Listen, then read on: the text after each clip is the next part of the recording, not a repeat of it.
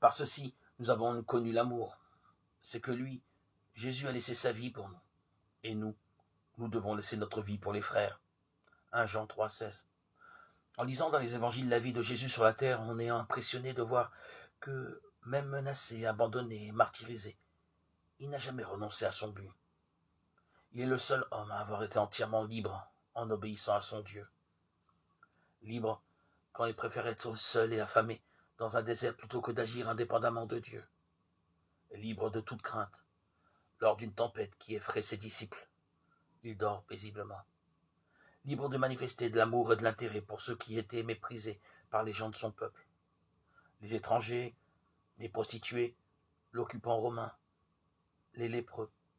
Il ne se cache pas des religieux qui l'épient pour trouver des motifs d'accusation contre lui. Il est libre de l'opinion d'autrui.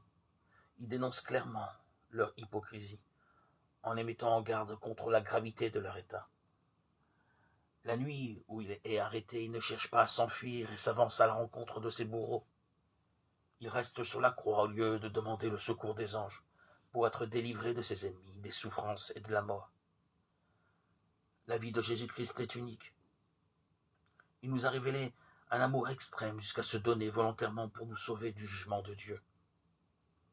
Il est d'abord le Sauveur en qui nous devons croire. Alors il invite chacun de nous qui croyons en lui à aimer notre prochain en le servant de tout notre cœur.